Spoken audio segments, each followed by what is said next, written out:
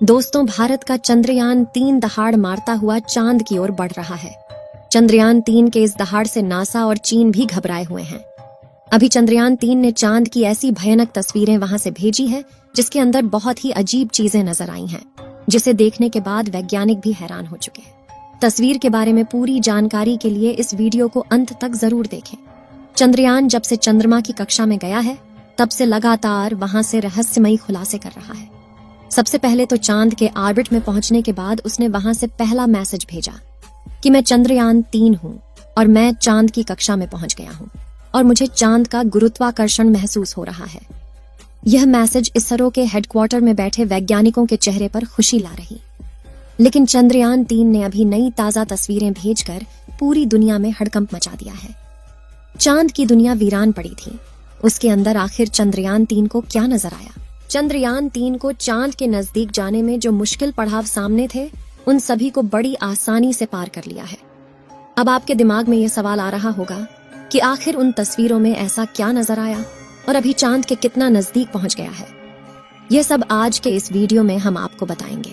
आप देख रहे हैं जीके दृष्टि यूट्यूब चैनल। दोस्तों, चांद पर जाने की यह वैज्ञानिकों की ओढ़ अभी से शुरू नहीं हुई है, बल्कि जब से अमेरिका ने चांद पर इंसान को उतारा था, उस समय भी रशिया से अमेरिका की होड़ लग गई थी।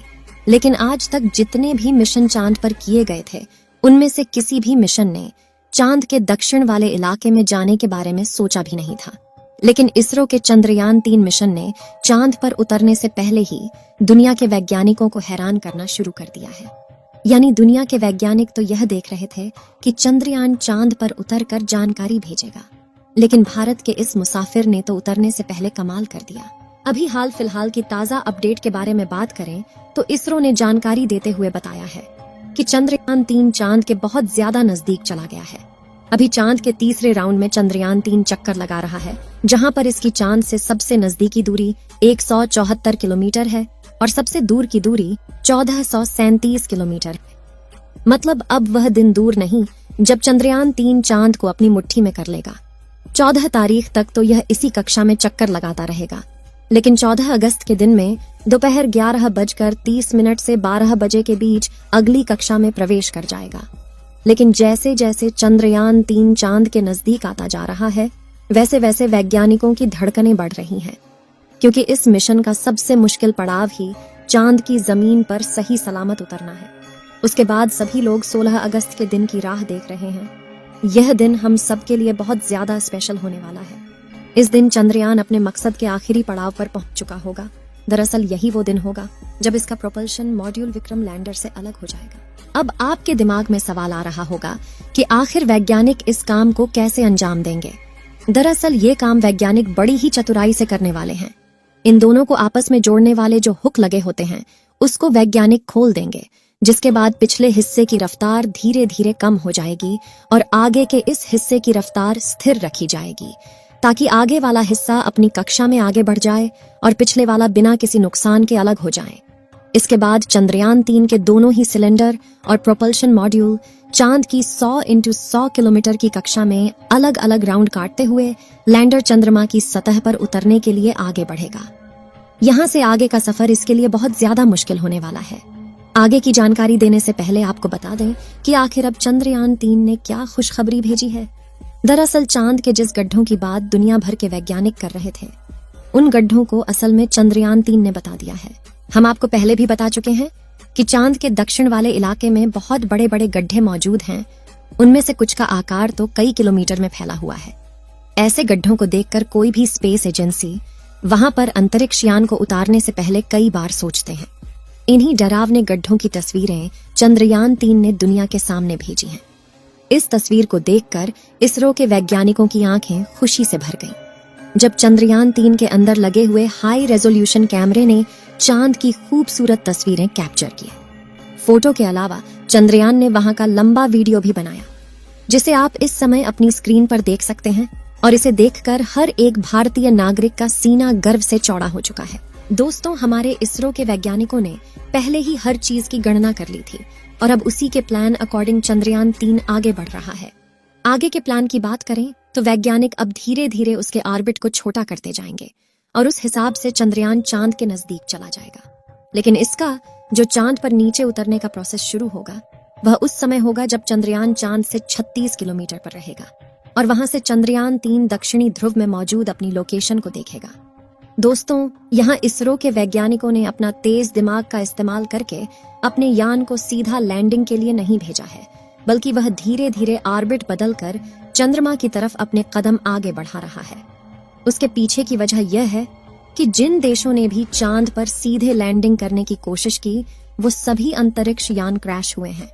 लेकिन इसरो की सूझबूझ से हमारा मिशन सफलता के कदम छूने के लिए तेजी से आगे बढ़ रहा है और उम्मीद है इस बार हमारा लैंडर सफलतापूर्वक चांद की सतह पर सॉफ्ट लैंडिंग कर जाएगा।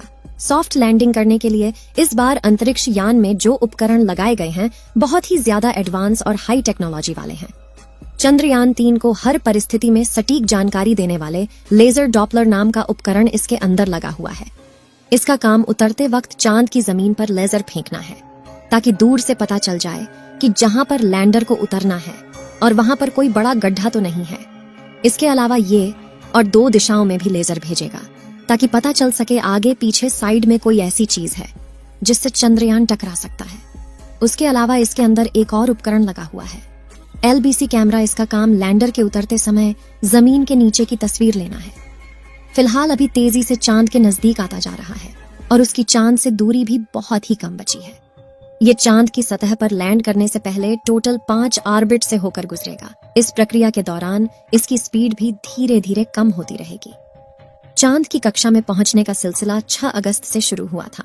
उस दिन रात 11 बजे के आसपास इसके ऑर्बिट में बदलाव करके वैज्ञानिकों ने इसे चांद की अगली कक्षा में डाल दिया और फिर इसके 3 दिन बाद यानी 9 अगस्त को दोपहर 2 बजे करीब 4 से 5 हजार किलोमीटर की हाइट पर पहुंचा। हमारा चंद्रयान 14 अगस्त दोपहर 12 बजे के आसपास चौथे ऑन ऑर्बिटर पहुंचेगा और उसमें चांद और इसके बीच की दूरी सिर्फ 20,000 किलोमीटर रह जाएगी। 16 अगस्त की सुबह 8:30 बजे के आसपास 5वें और अंतिम कक्षा में एंटर करेगा और उस समय ये 100 किलोमीटर की ऊंचाई पर चांद का गोलाकार चक्कर लगा रहा होगा। 16 अगस्त का दिन इसरो के वैज्ञानिकों के लिए बहुत ही खास होने वाला है। साथ ही मिशन का भी एक महत्वपूर्ण पड़ाव है क्योंकि यही वह दिन है जब चंद्रयान 3 का प्रोपल्शन मॉड्यूल इसके लैंडर से अलग हो जाएगा। इसके बाद 18 और 19 अगस्त का दिन भी इसके लिए खास है क्योंकि उस दिन चंद्रयान के डी ऑर्बिटिंग की प्रक्रिया की जाएगी। आसान भाषा में कहें तो जो 100 किलोमीटर का डिस्टेंस होगा उसे भी धीरे धीरे राउंड के जरिए कम किया जाएगा। इसके बाद चंद्रयान की असली कहानी शुरू होगी जिसका वैज्ञानिक पिछले 42 दिनों से इंतजार कर रहे थे। 23 अगस्त को शाम 5:47 पर हमारा लैंडर चांद की सतह पर अपने कदम रखेगा और वह हर भारतीय के लिए गर्व का क्षण होगा। मगर दोस्तों, अभी चंद्रयान का चांद के स्तर पर पहुंचने का सफर लंबा है और यह समय चंद्रयान 3 के लिए इतना नाजुक है कि इसके ऊपर हर वक्त मुसीबत मंडराते रहेगी और कदम कदम पर अलग अलग तरह के चैलेंज का सामना करना होगा। इसके बारे में खुद इसरो का भी कहना है कि अब असल खतरों का खेल शुरू हो चुका है। इस मिशन के सफल होने की दुआएं आप कमेंट बॉक्स में करते रहें।